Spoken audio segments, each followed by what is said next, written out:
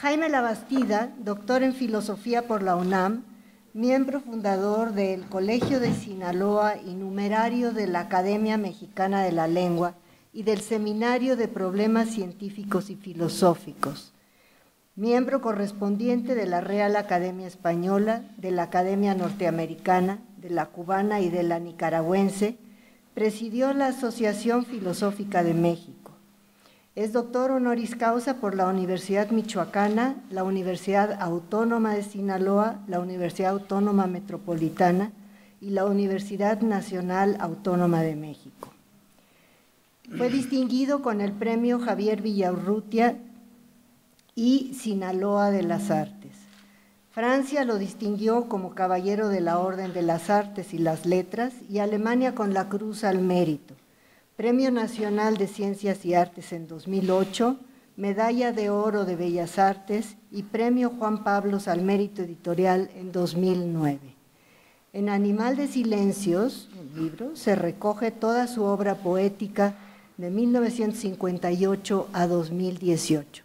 Esto es nada más un antipasto, como quien dice, de lo que realmente es el doctor Labastida. Pero no quisiéramos abrumarlos. Mejor le damos la palabra al doctor Labastida para que inicie su conferencia, Cosmos, Humboldt y Hegel. Gracias.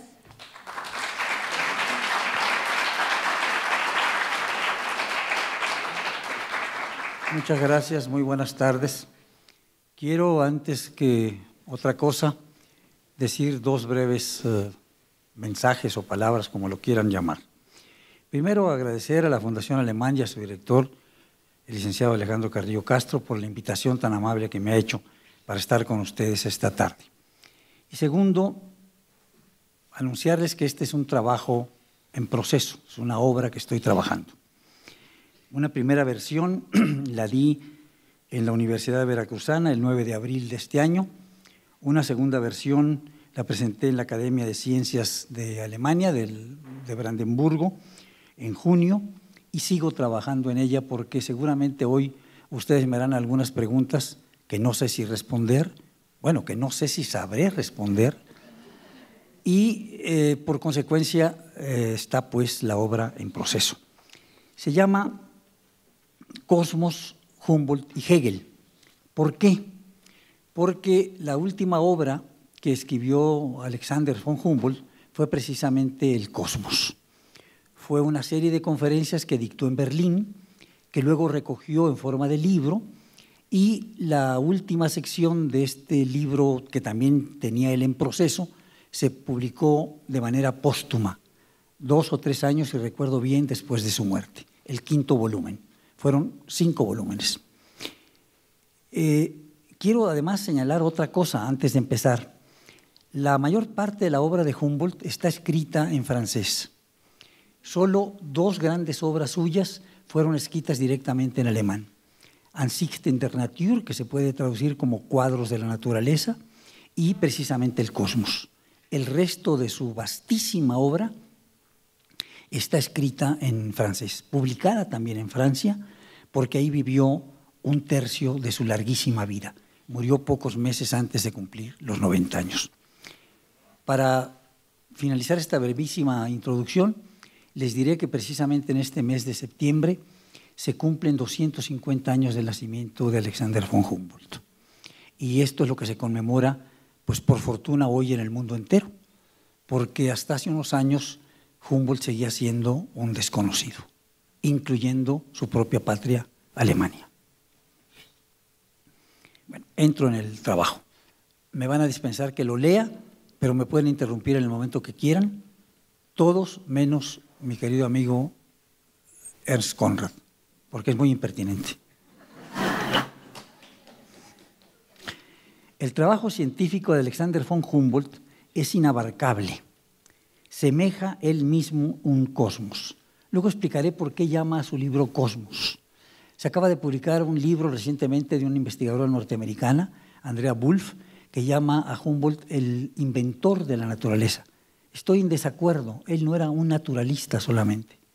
Por eso no llamó a su obra naturaleza, la llamó Cosmos. Voy a explicar más adelante, si me hacen una pregunta, y espero que sí, por qué Cosmos y no naturaleza.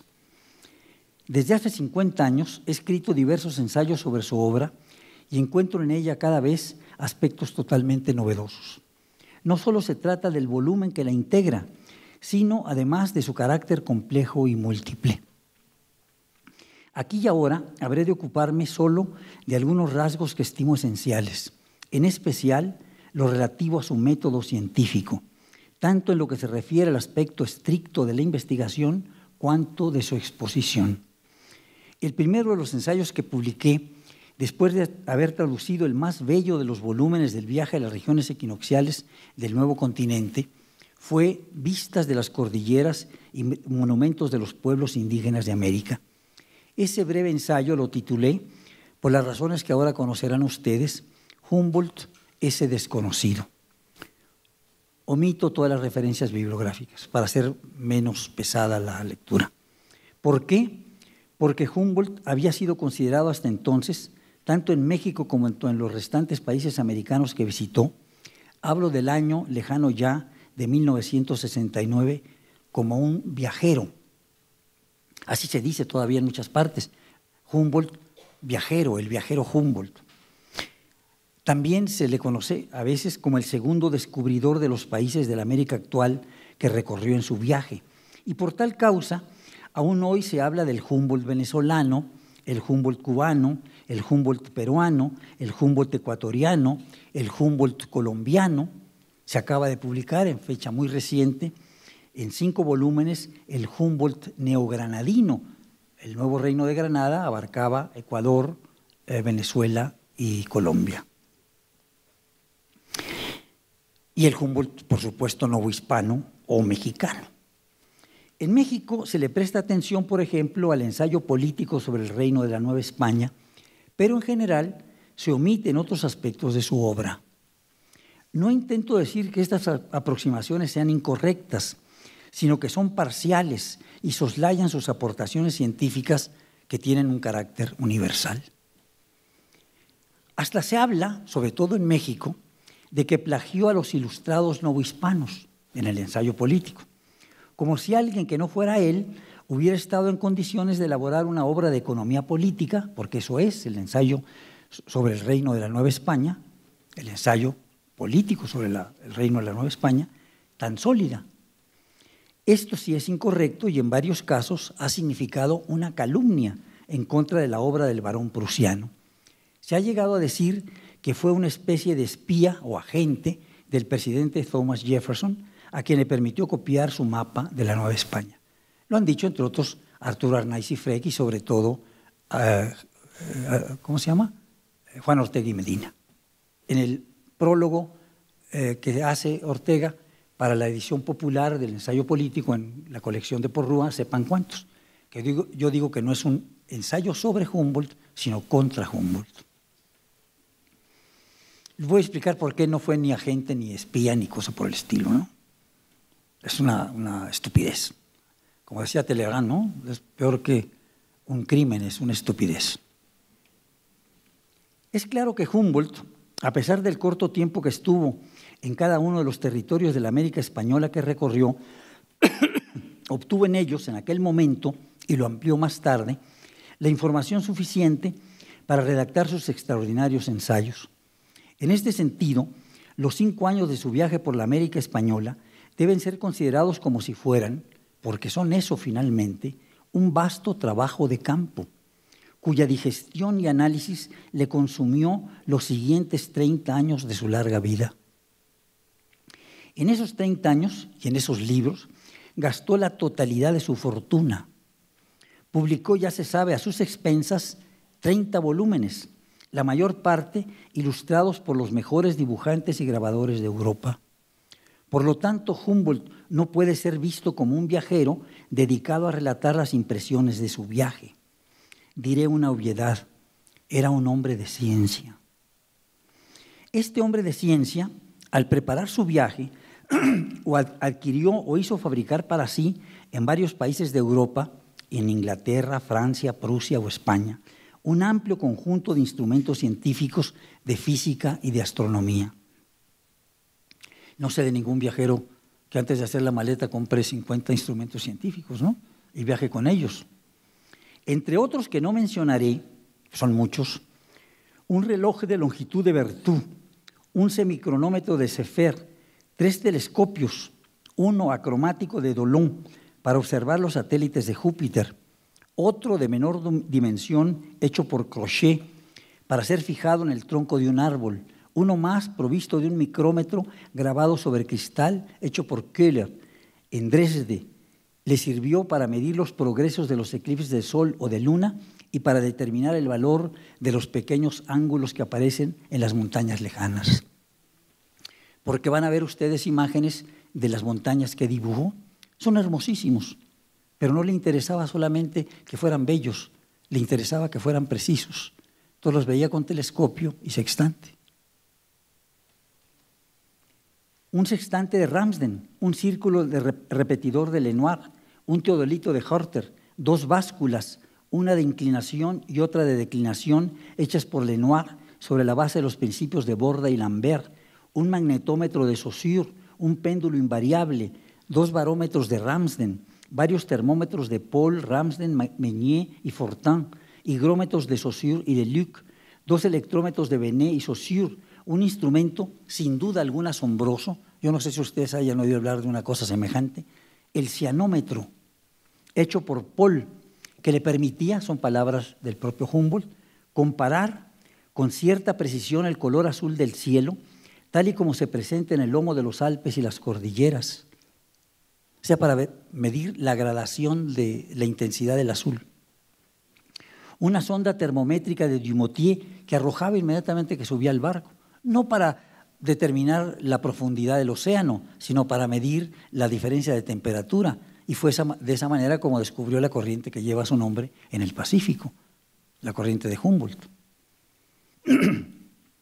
Un microscopio de Hoffman, pequeñas botellas de Leyden que se podían cargar de energía por medio de frotación, en fin, diversos aparatos galvánicos. ¿A qué seguir? Lo que deseo destacar es que Humboldt reunió todo este conjunto de instrumentos desde 1797, que le sirvieron a lo largo del viaje hasta 1804. Por consecuencia, nos hallamos en la presencia de un hombre de ciencia, riguroso, metódico, que dispone de instrumentos de observación y de medida precisos. Este hombre de ciencia se interesa tanto en los asuntos naturales cuanto en los sociales. Así dice en la introducción del Cosmos. Esta obra está por publicarse por Siglo XXI en 3 volúmenes este año. Espero que sea este año. Dice, creo que la descripción del universo y de la historia civil se hallan situadas en el mismo nivel de empirismo. Por eso digo que no es solamente naturaleza. Historia civil, ¿se dan cuenta? El ensayo político es una obra de economía política. Añade que las fuerzas inherentes a la materia y aquellas que rigen el mundo moral ejercen su acción bajo el imperio de una necesidad primordial. La vida de Humboldt, hasta ahí la cita de él, la vida de Humboldt podría tal vez dividirse en 3 segmentos, correspondientes cada uno a 30 años. Primero, la preparación del viaje, hasta sus 30 años de edad. Segundo, el mismo viaje americano y el trabajo de gabinete, que consumió otros 30 años de su vida y que culminaría a la edad de 60 años. Tercero, el viaje a Rusia y los montes Urales, en el que incluiríamos la elaboración del Cosmos. Como se sabe, Humboldt muere poco antes de cumplir los 90 años de edad y no concluye la publicación de su ensayo, así se subtitula El Cosmos, ensayo de una descripción física del mundo. Ahora bien, he dicho que Humboldt es un hombre de ciencia, pero ¿qué significa en verdad esta expresión? Se le ha querido valorar como un ilustrado, en tanto que otros lo asimilan a la concepción romántica que incluye a muchos de sus contemporáneos, Schiller, Novalis, Hölderlin. No es así. A mi juicio, Humboldt es por sí solo un conjunto aparte. Digo, la culminación de la vanguardia científica europea que desde el siglo XVII encabezan esos hombres de ciencia que llevan los nombres ilustres de Francis Bacon, Galileo Galilei, René Descartes, Christian Huygens, Alessandro Volta, Isaac Newton, Jean-Marie Leclerc, Conde de Buffon, Simon Laplace, Charles Lyell, Jean Lamarck, Joseph Gay-Lussac, Louis Arago, Georges Cuvier. pero también de aquellos hombres de pensamiento que responden a los nombres también ilustres de Thomas Hobbes, John Locke, Gottfried Wilhelm Leibniz, Jean-Léon d'Alembert, Denis Diderot, Emmanuel Kant. En cuanto a las ciencias sociales, es evidente que abreva en las fuentes de la economía política inglesa y en particular en las obras de Adam Smith y David Ricardo. No se entienden ni el ensayo político sobre el reino de la Nueva España, ni el ensayo político sobre la isla de Cuba, si no se tiene en cuenta que en ambas obras subyace esta nueva ciencia social. Ningún ilustrado en la Nueva España, salvo Manuel Abadie Queipo, había leído a Adam Smith.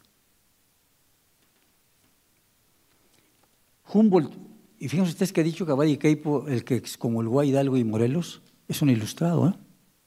Luego les diré que también que eso era un revolucionario. Estoy diciendo cosas políticamente incorrectas, adrede. Humboldt es, lo diré con toda brevedad, el científico más importante de la primera mitad del siglo XIX. Se podría asegurar que el año de su muerte, 1859, es el mismo año en que se publica El origen de las especies, en que se publica El origen de las especies de Charles Darwin, simboliza la fecha que divide el siglo XIX en dos mitades asimétricas. La primera, dominada ampliamente por Humboldt, en tanto que la segunda lo fue por Darwin, cuya influencia definitiva lo opacó por varios decenios. Veamos qué entiende el propio Humboldt por esa palabra llena de aristas, la palabra ciencia.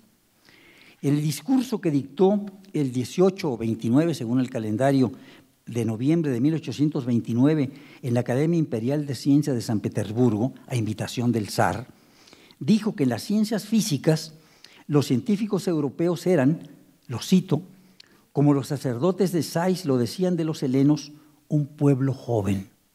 Y añadió, la invención casi simultánea del termómetro, el barómetro, el péndulo y ese otro instrumento, el más general y poderoso de todos, el cálculo infinitesimal, apenas tienen 30 lustros.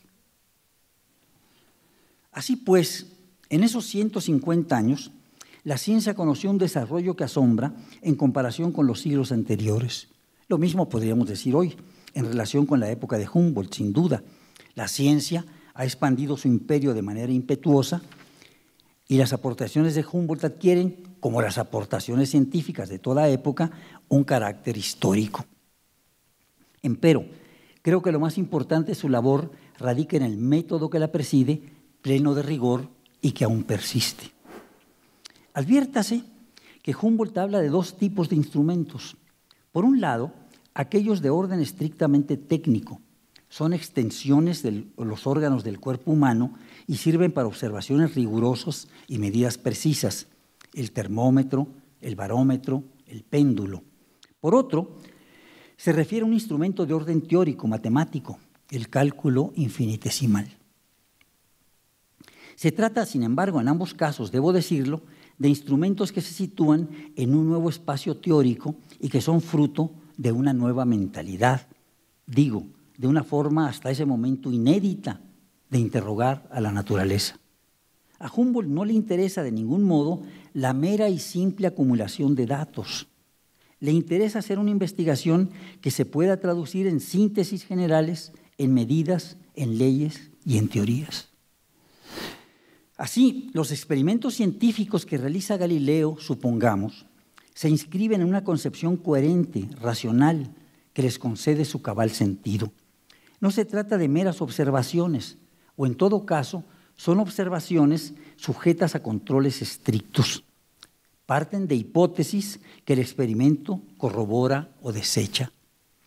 Cabe subrayar que los experimentos de mayor valor, acaso desde Anaximandro de Mileto, el primero que sostuvo que la Tierra no se apoyaba sobre ningún objeto físico, que no se apoyaba sobre el agua primordial, como en la antigua concepción mítica, común a todos los pueblos en la edad mítica de su desarrollo, lo mismo a los nahuas que a los mayas, que a los egipcios, que a los griegos. Todos creían que la Tierra se apoyaba sobre el agua, que había salido de las aguas primordiales y flotaba sobre el agua. Aristóteles dice que la primera sentencia que se ha recogido es la de Tales de Mileto, que dice que la Tierra flota sobre el agua como si fuera un madero. El primero, pues, que dijo que la Tierra que no se apoyaba sobre nada fue Anaximandro de Mileto, discípulo de Tales.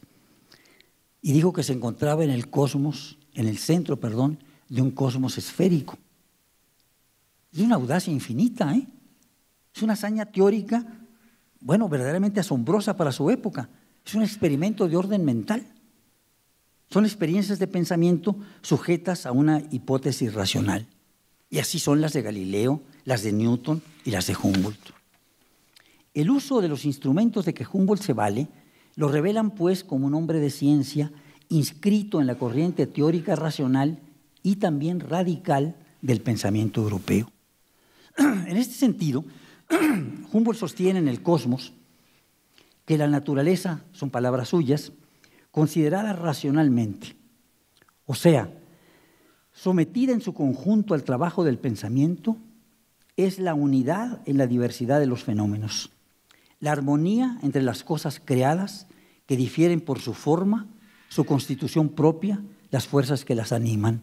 Es el todo, y lo dice luego en griego, to pan, penetrado por un soplo de vida. Y agrega, tras el punto y seguido, el resultado más importante de un estudio racional de la naturaleza consiste en aprender la unidad y la armonía en este inmenso conjunto de cosas y de fuerzas, abrazar con el mismo entusiasmo lo que se debe a los descubrimientos de los siglos lejanos y lo que debemos a los tiempos en que vivimos. Analizar el detalle de los fenómenos sin sucumbir por el cúmulo de su masa. Hasta ahí Humboldt. Sin embargo, él mismo es consciente de que la ciencia posee un objetivo imposible que jamás culmina, porque desbroza un camino que solo abre nuevas y fundamentales experiencias. Por eso, añade, el descubrimiento de cada ley de la naturaleza conduce a otra ley más general, o al menos así lo hace presentir al observador inteligente.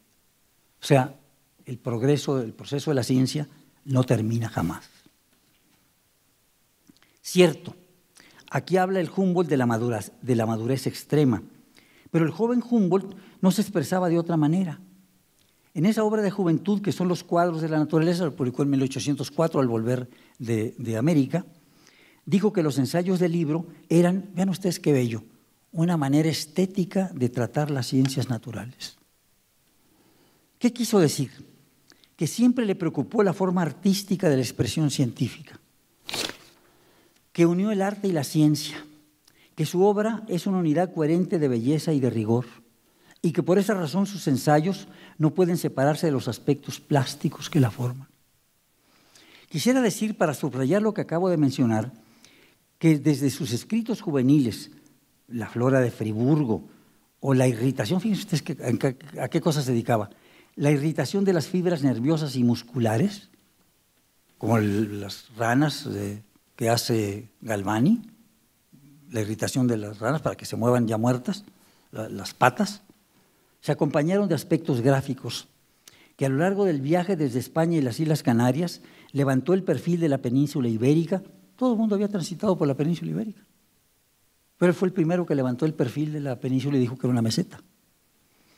Y diseñó con extrema simplicidad la altura del pico de Teide, en las Islas Canarias, que los 30 volúmenes que exponen la experiencia americana son en su gran mayoría obras de orden plástico, 15 muestran la flora, otros son de carácter estrictamente geográfico, en tanto que muchos más reproducen códices mesoamericanos, ruinas, aves, peces, monos, insectos, moluscos, mariposas, montañas, ríos, volcanes, mapas.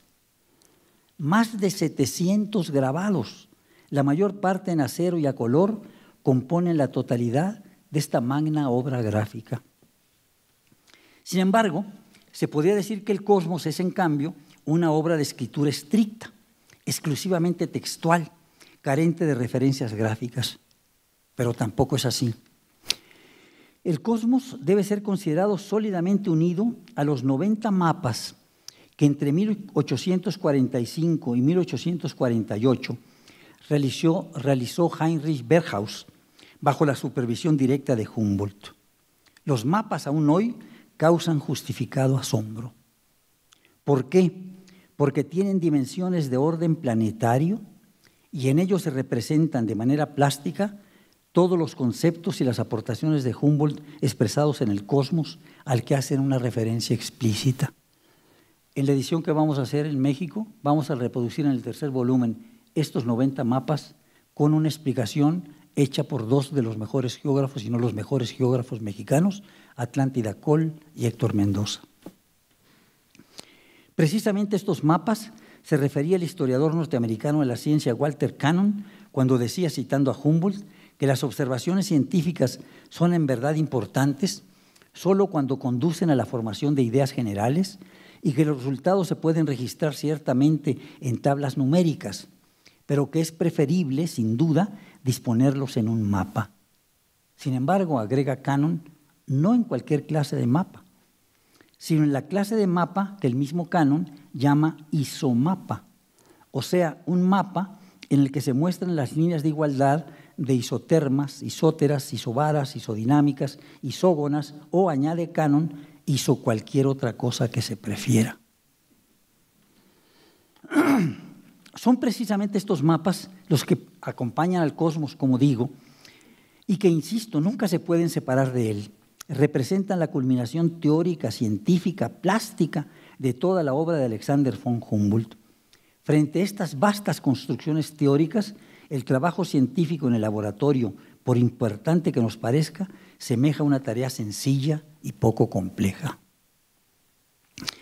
Mientras que en muchos de los grabados de vistas de las cordilleras, como estos que están viendo ustedes ahí, Humboldt y Bonpland aparecen en un primer plano como para indicar que aquello que describen ha sido en calidad de testigos presenciales.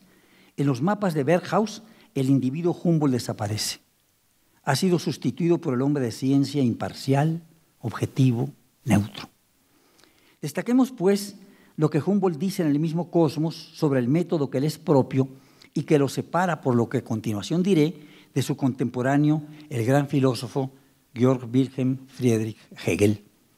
Humboldt dice que su ensayo sobre el cosmos es, lo cito, extraño a las profundidades de la filosofía puramente especulativa, que por el contrario es la contemplación del universo fundada sobre un empirismo razonado, es decir, sobre el conjunto de los hechos registrados por la ciencia y sometidos a las operaciones del entendimiento que compara y combina.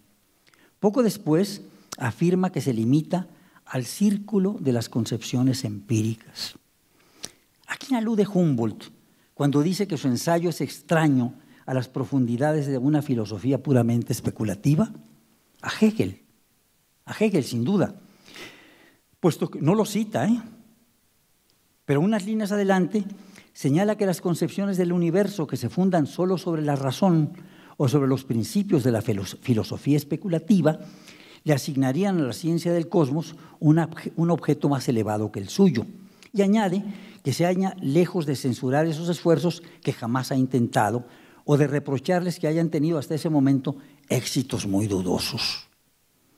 Sin embargo, sí se expresa contra el deseo y los consejos de esos pensadores profundos y poderosos que le han otorgado una nueva vida a las especulaciones con las que se había familiarizado la antigüedad. O sea, la alusión a Hegel, y ahora van a ver ustedes más claramente por qué, es transparente. ¿Por qué clama Humboldt contra esos pensadores profundos y poderosos? Una anotación. Humboldt dicta esas conferencias ya en Berlín. Él había vivido en París, pero se había arruinado, y el rey de Prusia lo nombra su consejero áulico. Él era republicano, pero tuvo que conceder, pues ya no tenía que vivir. Por una razón fundamental, porque esos sistemas de la naturaleza han alejado, dice, a los espíritus de nuestra nación, o sea, Prusia, durante largo tiempo de los graves estudios de las ciencias matemáticas y físicas. Y añade con mayor dureza, la embriaguez de pretendidas conquistas ya hechas, un lenguaje nuevo, extraño y simbólico, una predilección por las fórmulas del racionalismo escolástico, más estrechas que jamás fueron conocidas en la Edad Media, Han abusado de las fuerzas de una juventud generosa y han creado además, vean ustedes qué fuerte, las Saturnales de una ciencia puramente ideal de la naturaleza. Para Humboldt, en cambio, los resultados obtenidos por las investigaciones más serias por la vía experimental no entran en contradicción con una verdadera filosofía de la naturaleza. Y si así fuera, es decir, si esa contradicción se presentara, la falta sería de la vacua especulación o de las exageradas, por otro lado, pretensiones del empirismo que cree probar por la experiencia mucho más de aquello que la experiencia no puede probar. Queda claro, hasta ahí Humboldt, queda claro, por lo tanto, cuál es el objetivo que Humboldt persigue y cuál es su método. Mejor dicho, en qué consiste su empirismo razonado. Ni racionalismo puro y vacío, ni mera especulación, pero tampoco acumulación empírica de datos, sino sujeción de datos empíricos a la acción racional para obtener ideas generales, leyes universales y teorías. Ahora bien, ¿tiene razón Humboldt en los reproches levantados contra Hegel? Este había publicado 2 libros decisivos pocos años antes. La Enciclopedia de las Ciencias Filosóficas, la primera edición fue hecha en Heidelberg en 1817, tuvo 2 ediciones más en vida de Humboldt, en 1827 y en 1830, y La Ciencia de la Lógica, en ediciones parciales de 1812 a 1832, en que la publica Hegel en un solo volumen. Humboldt, como dije, ya vivía en Berlín por esos mismos años. ¿Qué llama pues la atención de Humboldt? Adviertan ustedes los títulos de las obras hegelianas. ¿Una enciclopedia de qué? De las ciencias filosóficas. Y en el caso de la lógica, ¿qué pretende Hegel? Hacer una ciencia de la lógica. ¿Qué hace Hegel en esos 2 libros en los que expone su sistema? El sistema hegeliano no se puede separar de su método. Consiste en avanzar de lo abstracto a lo concreto. ¿Qué significa tal cosa? Al exponer el sistema, Hegel parte en la ciencia de la lógica de una primera figura abstracta y vacía, carente de determinación y contenido. O sea, el ser puro de Parménides, al que se opone el no ser. De la contradicción entre ser y no ser surge otra figura más concreta, que es el devenir de Heráclito. Pero son 2 paginitas. Las figuras de la lógica son al mismo tiempo para Hegel figuras de la ontología. Los conceptos que se construyen en el desarrollo del sistema son a la vez, por lo tanto, lógicos y ontológicos. No voy a entrar en los detalles, no lo voy a aburrir con esas cosas abstrusas. Baste con señalar que la ciencia de la lógica de Hegel culmina, si se puede hablar de alguna culminación en el sistema hegeliano, en una figura plena y concreta, la idea absoluta. La idea absoluta es, empero, vacía y abstracta, según Hegel, frente a la siguiente sección en que se desarrolla el sistema, la filosofía de la naturaleza. O sea, todas las figuras de la lógica son vacías frente a la realidad de la naturaleza. La filosofía de la naturaleza, tal como lo expone Hegel, va del espacio y el tiempo, figuras abstractas y vacías también, a la materia, la mecánica, la química y la naturaleza orgánica. Pero a Humboldt le parece todo eso verdaderamente abstracto, no tiene ninguna relación empírica. Sin embargo, la filosofía de la naturaleza en su conjunto solo adquiere concreción y contenido en la sección final del sistema, o sea, en la filosofía del espíritu, que contiene a su vez 2 grandes segmentos. El espíritu subjetivo, que es expuesto de manera pormenorizada en la fenomenología del espíritu. Hay un libro reciente de un gran filósofo canadiense, Charles Taylor, que cree que el sistema hegeliano empieza por la fenomenología del espíritu porque fue la primera obra sistemática que publicó, pero se equivoca Taylor, no sabe lo que dice. Y el espíritu objetivo, que contiene el arte, la religión y la filosofía, además de las figuras abiertas formadas por el Estado, la sociedad civil y la historia universal. He hecho, lo comprenden ustedes, una síntesis demasiado esquemática del sistema hegeliano, porque mi interés radica en mostrar la oposición entre Humboldt y Hegel. Un diplomático latinoamericano que oyó parte de esta conferencia en Berlín me dijo que la única relación que había encontrado entre Humboldt y Hegel es que empezaban con H. En tanto que a Humboldt el sistema hegeliano le parece una mera filosofía especulativa, es decir, apartada de la verdadera experiencia y de los conocimientos empíricos, a las saturnales hegelianas debe oponérseles su empirismo razonado, o sea, resultados que se obtienen por medio de la experiencia, sujetos al trabajo de la razón que logra ideas generales, leyes y, por último, teorías científicas. De allí también que a Humboldt las pretensiones de Hegel le parezcan lo contrario de la verdadera ciencia, y por tal causa no admitiría que la enciclopedia hegeliana sea ciencia filosófica, ni que la lógica de Hegel sea ciencia. Para él, como ya hemos dicho, se trata solo de una filosofía especulativa, de una construcción ideal de la naturaleza, carente del aspecto esencial que caracteriza la ciencia clásica, es decir, de la hipótesis y el experimento, sujetos desde luego al imperio de la razón. Hegel es, sin duda alguna, el gran pensador en quien culmina el idealismo alemán. Su sistema es de una audacia inaudita. Humboldt, por su parte, es el científico, sin sombra de duda, más importante de la primera mitad del siglo XIX. Su influencia tuvo repercusiones de orden universal. Se trata, pues, de dos grandes hombres unidos por un objetivo común, o sea, por el avance de la ciencia y del pensamiento. Aun cuando se encuentren en posiciones diversas y aún opuestas, sus métodos mantienen su cabal vigencia. Los dos son dignos de admiración y a los dos la filosofía y la ciencia les deben avances inconmensurables. Muchas gracias.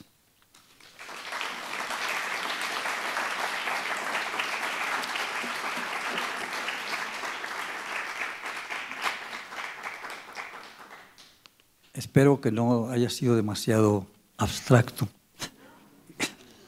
y vacío. Alejandro. A riesgo de que algunos de nuestros invitados vayan a pensar que estoy sembrado, como en algunas conferencias que son frecuentes ahora, para las preguntas. Tú decías que al término de la conferencia, si se te preguntaba, nos ofrecerías una explicación de por qué no, cuál sería la diferencia entre la idea de cosmos y la idea de naturaleza, porque hasta donde yo alguna vez recuerdo, cosmos era lo opuesto a caos, que era entre los griegos de alguna manera, era la idea de que el hombre puede, por la vía de la investigación científica, explicar racional y ordenadamente el caos que se daba en la naturaleza. Pero, ¿cuál es entonces, como tú lo apuntabas, la diferencia fundamental de por qué no se refiere Humboldt a la naturaleza como tal, sino en su obra última la intitula Cosmos? Bueno, cosmos es una palabra obviamente helena, griega.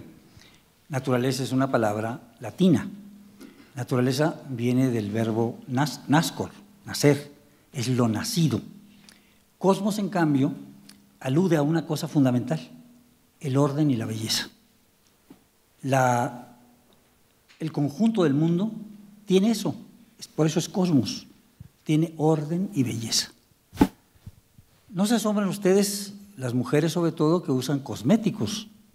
Es la misma raíz, es ordenar y embellecer el rostro. No es casualidad, se tomó de ahí, porque eso es lo que quiere decir cosmos. Por eso usa él esa expresión. Y porque además, a lo largo del libro, él muestra la acción de la naturaleza y de la ciencia la acción del hombre y de la sociedad sobre la naturaleza. Por ejemplo, uno de los libros es el proceso de descubrimientos que se dan a partir del viaje de Colón y cómo, por consecuencia, el avance tecnológico para crear esas naves, aprovechando el viento, ya no solamente los remos, pero además la aguja magnética, permite el desarrollo de los viajes transoceánicos. Y llama siempre a Colón el gran almirante. Pero lo mismo pasa en el caso de la astronomía. Otro de los libros del Cosmos está dedicado al descubrimiento de la bóveda celeste y muestra cómo se pasa de la observación con el ojo desnudo, dice él, a la observación a partir de Galileo con telescopios cada vez más poderosos. Pero eso no basta. Después tiene que haber una matematización de esas observaciones para determinar las órbitas de los planetas, de los cometas y del propio Sol. Esta es la diferencia fundamental. Por eso no lo llama naturaleza, lo llama cosmos, porque le importa siempre. Adviertan ustedes que dijo él, es la armonía entre las cosas creadas. Porque hay un concepto fundamental que algunos consideran, digamos que Humboldt es en este sentido un precursor de la ecología. Él señala que lo más importante en el orden tanto de la naturaleza como de la sociedad, quizás algunos de ustedes piensan que es una atrocidad lo que dice Humboldt, es el equilibrio, que las tormentas son pasajeras y que siempre se vuelve a un estado de equilibrio. Si dejamos a la naturaleza trabajar por sí sola, vuelve el equilibrio. Ojalá que eso sucediera también en las sociedades y que las agitaciones y las revoluciones fueran pasajeras. Finalmente lo son. Vean ustedes el propio concepto de revolución. ¿De dónde viene? De la mecánica y particularmente de la mecánica racional, de la mecánica celeste. Una revolución es digamos, el tránsito de un objeto sobre sí mismo hasta completar los 360 grados. Ustedes ven en sus carros que dice tantas revoluciones por minuto, pero se supone que la revolución social no es eso, porque volver al mismo sitio no sería una revolución. Entonces lo que llamamos revoluciones son en realidad semirrevoluciones, deberían ser 180 grados, poner las cosas de cabeza, y así es realmente una revolución, pone todo de cabeza. Toda revolución hereda. ¿Recuerdan algunos de ustedes quizás aquella anécdota en donde un obrero le dice a Lenin, fíjese, hay alguien revolucionario, es Lenin, ¿no?, que después del triunfo de la Revolución Soviética, pues tenían que hacer rieles socialistas y no rieles capitalistas para que los trenes anduvieran por nuevos rieles, pues, construidos por los obreros. Le dice, las fuerzas productivas son ajenas a las clases, ¿eh? Y cualquiera puede usar lo mismo un martillo, obrero o capitalista. O sea, no venga usted con esas zarandajas, ¿no? O sea, no todo se puede crear de nuevo, siempre se hereda. Y, abundando un poco en esta… No sé si quedó clara la respuesta. Sí, definitivamente. Pero si utiliza la voz, Elena, como dices tú, de cosmos, ¿por qué no utiliza la voz, Elena, de physis, naturaleza, y se va a la voz latina de naturaleza? Porque physis es otra cosa. Por ejemplo, cuando Aristóteles dice, el hombre es por naturaleza, así se ha traducido, y le voy a decir que está mal traducido, el hombre es por naturaleza animal político. Incluso en la Facultad de Ciencias Políticas de la UNAM tiene este lema, son politikon, antropos son politikon ta physei estin. El hombre es por naturaleza animal político. Nada más que naturaleza en griego no es lo mismo que entendemos hoy por naturaleza. La physis no es lo que hoy entendemos por naturaleza. Nosotros oponemos hoy naturaleza y sociedad. Y para ellos es lo que es por esencia, lo que es por ley. Physei se opone a nomoi, lo que es por convención. Por eso no utiliza la palabra physis. No sé si me explico. No, definitivamente. ¿Sí? No está physei, no es por naturaleza animal, porque además vean ustedes, lo que dice Aristóteles es que el hombre por su esencia es un animal, un zoón, ahora les voy a explicar por qué está mal traducido animal, un animal, o sea, un hombre, un ser vivo, que es lo que quiere decir zoón, que habita en ciudades, en polis.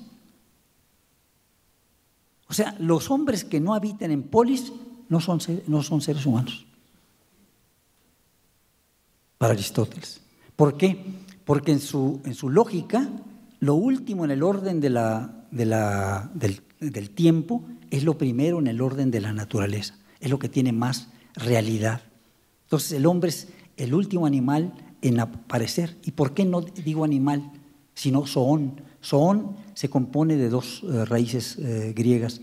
El verbo zoo, que viene de respirar, que significa vida, que dio origen a zoológico, a zoología, y on, el participio de imi, que es ser, O sea, es un ente vivo. Lo que dice Aristóteles es un ente vivo. Los latinos lo tradujeron como animal, y animal viene de animus, alma, y él no habla de alma. Él no dice que el hombre esté animado, dice que es un ser vivo, igual que las plantas y que lo que llamamos animales. Parece lo mismo, pero no es lo mismo. Toda traducción es una traición. Bueno, no todas, pero casi todas. Perdón. Sí, doctor, bueno, me llamo Hans Kritzler, del Colegio Alemán Alexander von Humboldt. Sí. Y primero expresarle la gratitud y admiración y respeto por todo lo que le ha dedicado a esta obra. Es digno de admirarse y pues me causa una profunda emoción escuchar todo lo que usted ha trabajado. Y segundo, la pregunta sería tal vez pedirle un consejo muy práctico, porque si bien en el Colegio Alemán Alexander von Humboldt tenemos una misión de darle a nuestros jóvenes ese amor por aprender, me causa mucha curiosidad saber qué consejo práctico le daría usted a esta generación de jóvenes en este México al año prácticamente 250 del nacimiento de Alexander von Humboldt, de cómo lograr ese amor por aprender, por conocer, por experimentar en estos tiempos modernos de celulares, de gratificación en 5 segundos en Wikipedia. ¿Cómo podemos lograr o qué consejo le daría a este colegio para transmitir mejor ese amor por aprender? Bueno, muchas gracias por la pregunta y por la exhortación que me hace. Yo soy enemigo de dar consejos. Puedo hacer quizás alguna sugerencia, ya que usted me la solicita. Pero me parece que lo fundamental es trazarse o colocarse frente a los ojos grandes objetivos y llevarlos a cabo con rigor, exigir lo mejor de sí mismo y darlo al país al que se pertenece. Humboldt en este caso no se debe solamente a Prusia, usted lo sabe bien, Alemania no existía, él era prusiano y Prusia era la nación, el estado digamos más poderosa de una Alemania sobredividida, la unifica Bismarck. También hay que entender una cosa muy importante, los hermanos Humboldt fundan en 1810 la Universidad Moderna. La Universidad Moderna apoyada en las ciencias y las humanidades. Y en 60 años, Prusia se convierte en el gran motor de Europa, derrota en 1871 al ejército francés, que se suponía que era el mejor ejército de la época, en cuestión de semanas. ¿Por qué? Porque es una guerra mecánica, es la primera guerra mecánica de la historia. Prusia entra por ferrocarril en Francia. Lo cual nunca esperaron los franceses. ¿A qué se debe esto? En 60 años, el rigor, el método, la investigación, la tecnología de punta, no con un caballo de fuerza, con un trapiche, sino la tecnología en serio, bien hecha, la moderna, es lo que convirtió a Alemania en una gran potencia y que hasta la fecha lo sigue siendo el motor de Europa. ¿Por qué? Por esto. Y esto se debe a los hermanos Humboldt. Yo le quiero decir que algo que podrían hacer en el colegio es estudiar la obra de Humboldt. No sé si lo hagan, la verdad, llevan el nombre de Humboldt, pero no sé si conozcan, además del ensayo político, otras obras de Humboldt, para que vean el rigor con el que trabaja. Mucha gente le reprocha a Humboldt que no hizo más que el Cosmos, digamos, como obra sistemática, porque siempre fueron ensayos dispersos, como si que siempre estuviera en una obra en progreso, ¿no? Siempre corregía, volvía los cuadros de la naturaleza, les ponía notas enormes en cada nueva edición y demás. Pero esto es señal también de su honestidad. Sí, adelante. Aquí le van a dar un micrófono. Muchas veces olvidamos el hermano de Humboldt, pero en el asunto educación, Wilhelm von Humboldt, en 9 meses de ser el encargado de la educación en Prusia, introdujo lo siguiente: separación estricta de iglesia y escuela, religión y educación separados. Segundo, en una edad donde el 80% de los niños trabajaba en el campo ayudando a los trabajos, obligación en Prusia de educación primaria hasta los 15 años. Tercero, introducir academias para la formación de profesores.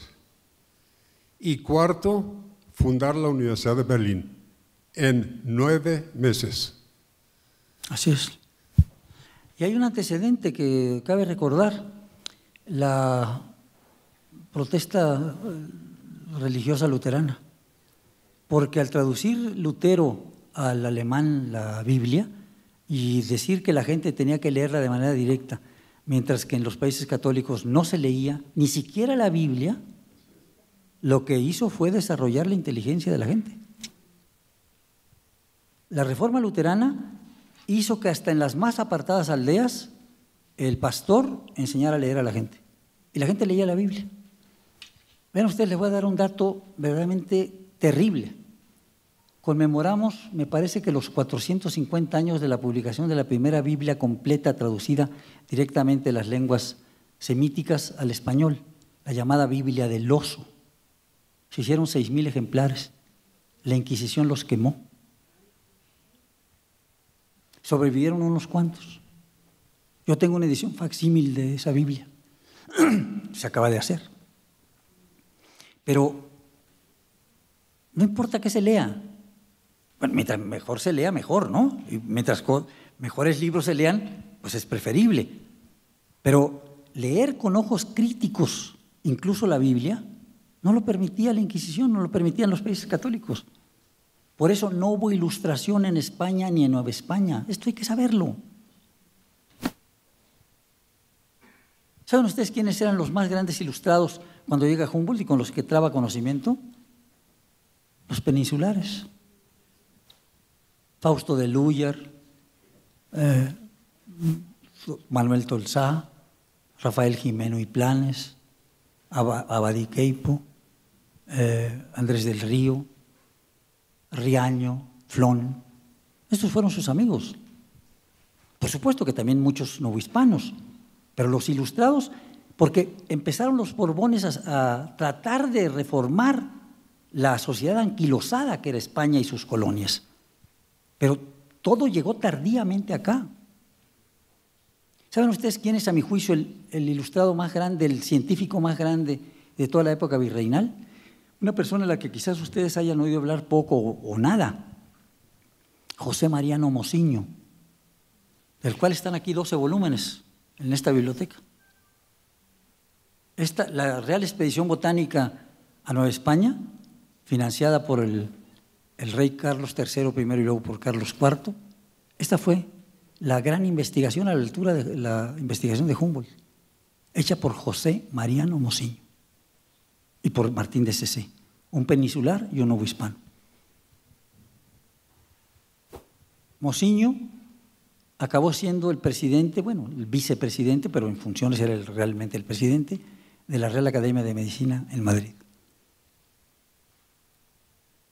Es un hombre fuera de serie. Estos 12 volúmenes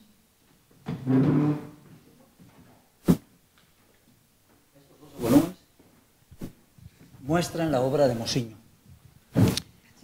Hace falta un 13º, que es la ornitología, y estamos por publicar el 14º, que es la obra de Mociño como médico, porque salvó a la población de Andalucía, de Écija en Andalucía, de una fiebre, de una epidemia. De ese hombre casi no se sabía nada. Usted hizo una comparación muy, muy interesante entre el idealismo alemán y el empiricismo de Humboldt. La gran ventaja que Humboldt siempre tuvo es rodearse en sus contactos científicos con colegas más avanzados, con colegas con quienes él tuvo una apertura total. Porque todos sabemos que sus viajes eran 5 años, pero después su publicación eran 30 años de discusiones, estudios, con gente igual de capaz intelectualmente como él, mientras las construcciones idealistas eran construcciones de una gente en su escritorio con su mente.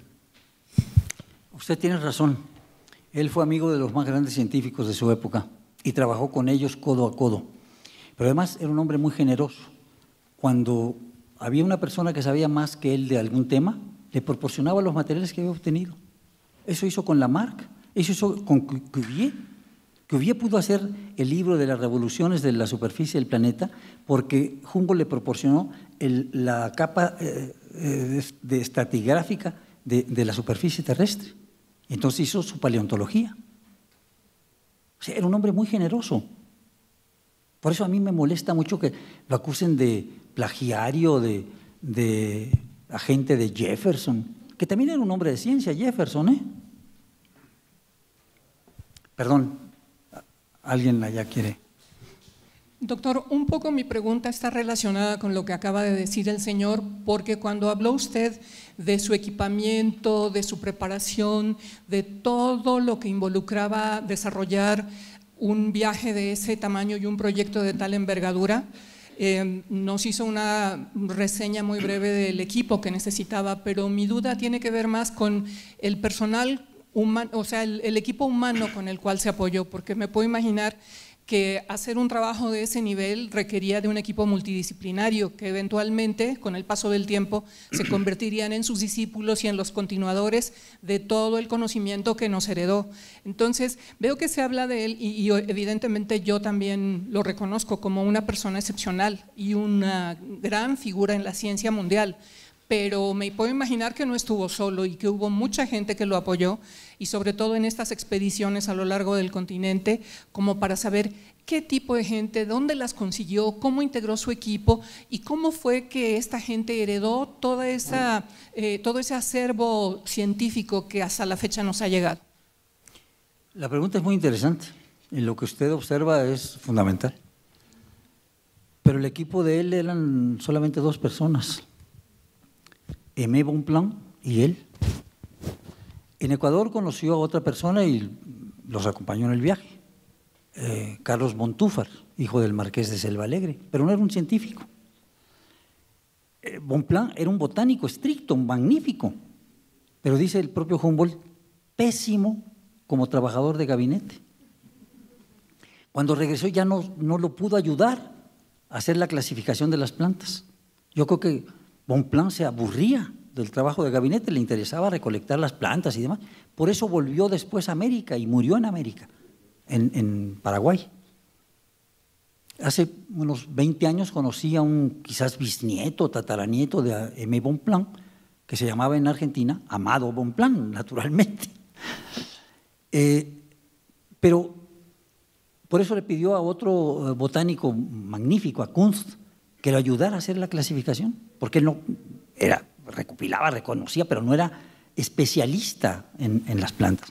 Pero vuelvo a decirlo, 15 de los volúmenes de los 30 son dedicados a plantas, nuevas especies que descubren Bonpland y él.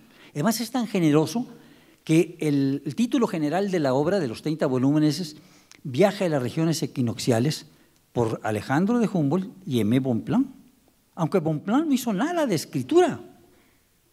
Pero él le adjudicó también el trabajo a su compañero de viaje.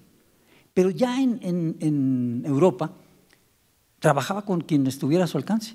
Arago, Gay-Lussac. Fíjense ustedes qué gentes, ¿eh? Gay-Lussac, Arago, con todos ellos. Eran sus compañeros de trabajo. Formaban parte de su equipo. Observaciones astronómicas directas con Arago, por supuesto. Y cada vez con telescopios más grandes y con mayor alcance. Entonces, se calcula que hay 9,000 cartas científicas escritas por Humboldt, o sea, una red en todo el mundo, se carteaba con todo el mundo. No se han publicado las 9,000 cartas, yo creo que ocupan parte de esta biblioteca, ¿no? Pues son cartas de carácter científico. Usted tiene toda la razón, se necesita un equipo completo para esto. Pero él lo encabezaba, él lo engarzaba. Era la cabeza, digamos, de esta, ahora la podríamos llamar red multidisciplinaria. ¿Cómo estás? ¿En qué momento, o sea, desconozco totalmente la obra de Humboldt, fuera de que papá era un gran admirador de él y hablaba perfectamente alemán y veíamos con él láminas, tenía unos cuadernos enormes con las láminas de Humboldt. ¿En qué momento, como por ejemplo Simón Bolívar, que tenía su dibujante para sus batallas, o el gran sultán Suleimán, que por lo que estamos viendo una obra ahorita en la televisión, una serie, que también tenía sus dibujantes? No había fotógrafos ni camarógrafos entonces. ¿En qué momento, con esa precisión y esa belleza que son las láminas, porque es una perfección y una exactitud de todos sus dibujos, todas las plantas, los agaves, todas las palmeras, todo lo que se ve? ¿Pueden poner algunas de las láminas de las cordilleras que había? Es que no me fijé cuáles son las… Una de Tenerife, otra esa, por ejemplo, es el Draco de Orotava. Exacto. Es la última de las láminas de vistas de las cordilleras. Esa es una belleza. Es una belleza. ¿En qué momento él hace todas estas láminas? Ya que tiene recopilada todas, me imagino, todos sus datos y piedras y todo lo que es, me imagino, toda la parte de que recolectó su acompañante de los agaves y de todo. ¿Él se ponía a hacer estas láminas o tenía alguien que le ayudara? Él hizo bosquejos. Esto, por ejemplo, es en la cordillera de los Andes. El anterior es en Colombia, el lago de Guatavita. Pero fíjense ustedes, ahí se ven dos pequeñas figuras, no sé si las alcancen a distinguir. Sí. Siempre le pedía, eso no lo hizo él ya. No, pero eso lo hicieron grabadores. Sí, pero él daba, me imagino, por eso todos los datos, la exactitud que tenían los agaves, todo lo que él había estudiado, y llegaba y alguien, me imagino, que se los hacía. Sí, él le pagó, además de su propio dinero, ajá, por eso se quedó en la ruina. Por eso acabó en la ruina, a dibujantes y a grabadores. Okay. Primero lo dibujaban y luego lo grababan. Pero ustedes ven los libros que están ahí, los de él son el doble de tamaño. Libros en gran infolio, que se necesita la piel de un becerro para encuadernar. Eran tan caros en la época y ahora son inconseguibles. Él mismo no tuvo la colección completa. Ni el rey de Prusia tuvo dinero suficiente para comprar los 30 volúmenes. La familia de la cual descienden del hermano de Wilhelm en el Schloss Tegel, tampoco tienen la obra completa. Carísimos y dispersos. Pero él pagó de su peculio todo eso. El viaje entero lo pagó él. Sí, por eso no le rendía cuentas a nadie. La importancia del trabajo de Humboldt radica además en que la puso al alcance de todo mundo, de los hombres de ciencia. La publicó para que todo el mundo la conociera. Esto es lo decisivo, digamos, también del trabajo de Humboldt y la gran diferencia con las investigaciones que ordenaron los reyes borbónicos, que guardaban todo en los archivos. ¿Por qué se acusa a Humboldt de ser agente de Jefferson? Lo dice Ortega y Medina. Porque le permitió copiar el mapa de la Nueva España. Ese mapa de la Nueva España lo empezó a dibujar Humboldt en la Ciudad de México a petición de Fausto de Lúyar, porque Lúyar quería saber, fíjense ustedes viviendo acá, quería saber dónde estaban los reales de Minas y cómo estaban situados. Entonces Humboldt diseñó el gran mapa de la Nueva España, ¿sí? En 1804, y lo dejó en manos del virrey Iturrigaray. ¿Dónde está ese mapa? Como tantas cosas en México, perdido. Le permitió a Jefferson copiarlo. ¿Dónde está ese mapa en Estados Unidos? Perdido. Yo lo indagué en los dos lados. Posiblemente se haya quemado en alguna de las invasiones británicas que trataron de recuperar las colonias norteamericanas. Perdido. Pero lo publicó en 1811. ¿Cómo un espía publica antes de… dice Ortega y Medina que le sirvió a Estados Unidos para invadir México 43 años después, en 1847. Humboldt nunca estuvo en ese lugar. Además, todo el mundo tenía a su alcance el mapa. Es una estupidez. Es peor que un crimen, es una estupidez.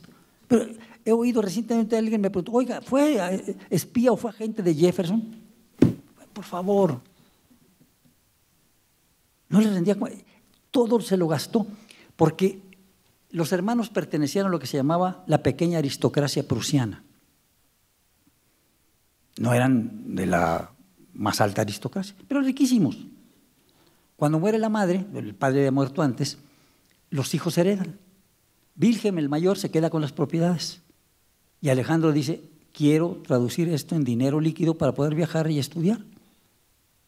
Eso fue lo que hizo. Por eso pudo comprar los 50 instrumentos. Por eso pudo pagar el viaje. Imagínense cuánto habrá costado fletar una nave con los 50 instrumentos para atravesar el Atlántico. Y luego siempre hacía 2 o 3 colecciones de lo que recogía y lo mandaba nuevamente a Europa, por si se perdía. Y en efecto, una en el barco se hundió con todas las colecciones.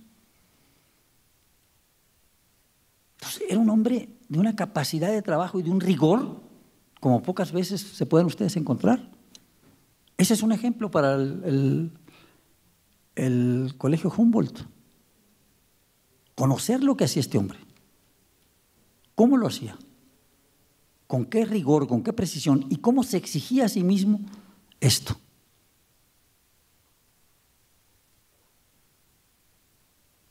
No sé si haya contestado algo. Perdón. 2 cuestiones históricas. Una, que no me cuadran las fechas, se le otorga la Orden de Guadalupe, que le había instaurado Iturbide, después Santana y finalmente Maximiliano. No me cuadra porque en la Sociedad Mexicana de Geografía y Historia y Estadística se menciona que Humboldt es uno de los fundadores, pero como que las fechas no me dan. Usted tiene toda la razón.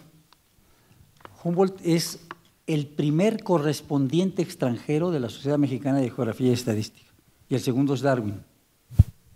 No fundó la Sociedad Mexicana de Geografía y Estadística. La Sociedad Mexicana de Geografía y Estadística lo nombró miembro suyo correspondiente. ¿Sí?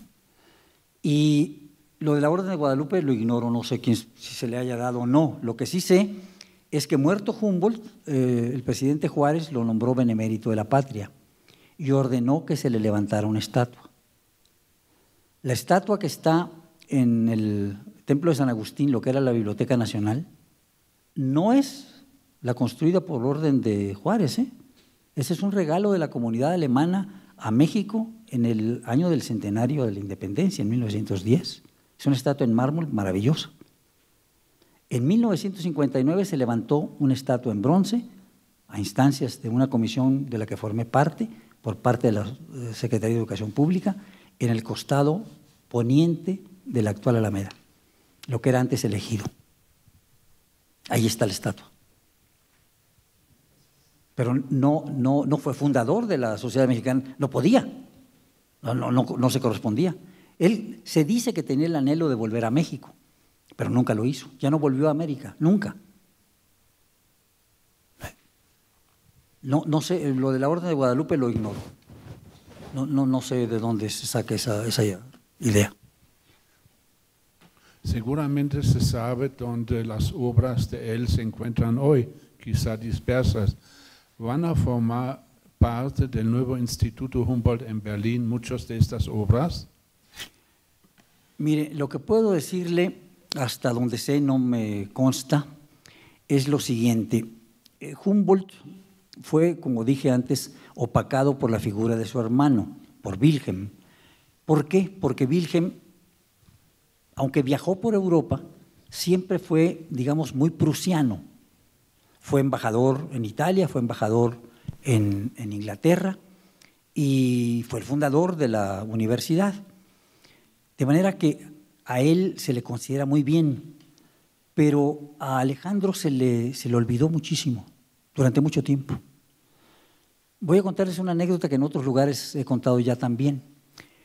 En 1999 fue en 99, ¿no? Cuando se cumplieron 200 años del viaje de Humboldt a América, se inauguró una exposición en Berlín y hubo un congreso sobre Humboldt. De México, hasta donde yo recuerdo, bueno, además de mi esposa, asistimos Leopoldo Sea y yo. Y cuando le inauguró la conferencia, el congreso, perdón, el presidente de la República, Herzog, no recuerdo el primer nombre del presidente Herzog. ¿Cómo? Roman Herzog expresó algo que me causó verdaderamente estupor, me pareció de una gran honestidad. Dijo que se abría ese congreso y se hacía una exposición sobre Humboldt, porque cuando él viajaba a América se le hablaba de un gran científico alemán del que él no sabía nada. Bueno, confesión de una honestidad enorme, pero les indica el desconocimiento que había incluso en Alemania sobre Humboldt. Al cabo de los 5 años, en 2004, asistí en Nueva York a otro congreso sobre Humboldt. Ya había en ese momento 5 o 6 personas que sabían algo más sobre Humboldt. En aquel congreso tuve una polémica con un profesor de la Universidad Humboldt, que empezó a decir una serie de barbaridades sobre Alejandro que mostraba que no lo conocía, que preparó una cosita ahí para salir del paso y hablar sobre Humboldt en el congreso. Pero ya en Nueva York había 5 o 6 personas, vuelvo a decir, que tenían algún conocimiento de Humboldt. Pero ¿saben qué es lo que dice ahora el señor? Es completamente cierto. El Palacio de Berlín está siendo reconstruido en este mes de septiembre, el 22 de septiembre. Habrá una preinauguración porque no lo han terminado. Va a llevar el nombre de Humboldt. O sea, ¿en qué? En 20 años, del 99 al 19, en 20 años, se ha revalorado a Humboldt. ¿Qué se va a exhibir en ese palacio, según me han dicho?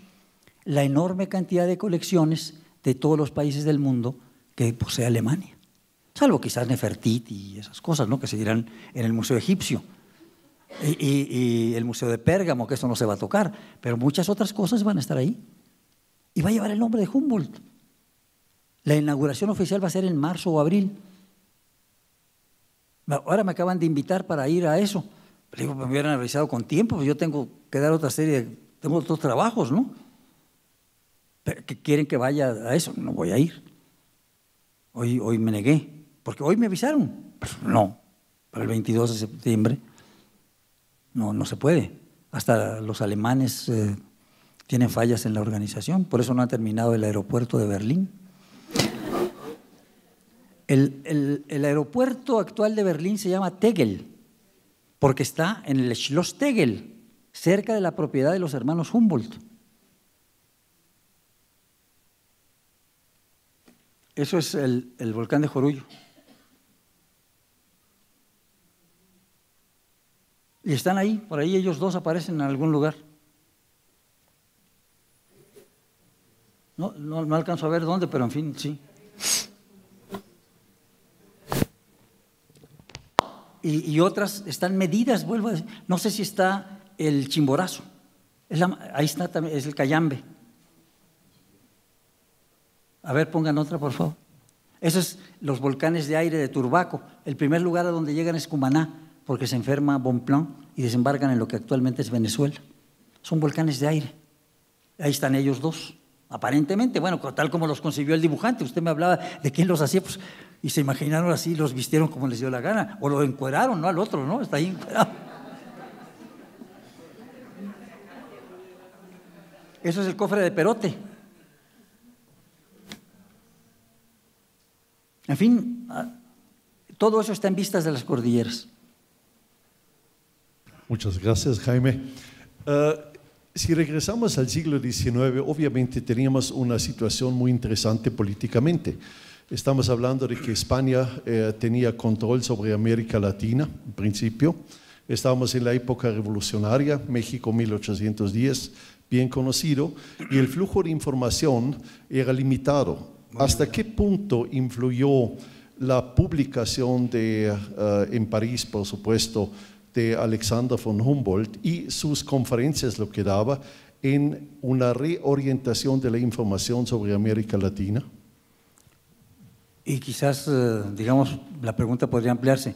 ¿Tuvo influencia el ensayo político sobre el proceso de independencia? Ninguna. Ninguna. ¿Qué se conoció? Empiezo por este aspecto que no lo preguntaste, pero yo lo añado. ¿Qué se conoció del trabajo de Humboldt? Las tablas geográficas políticas sobre el reino de la Nueva España. un breve ensayo de carácter estadístico que dejó en manos del virrey Iturrigaray y que no publicó.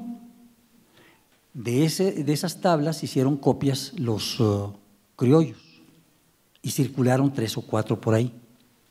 Y se han publicado luego como si fueran las verdaderas. Están publicadas las verdaderas de manera facsímil y paleográficamente en uno de los libros acá, las tablas geográficas políticas. Se publicaron en 2010, casi 200 años después de que las dejó aquí. El ensayo político lo publicó entre 1808 y 1811, en francés. Nadie lo conoció.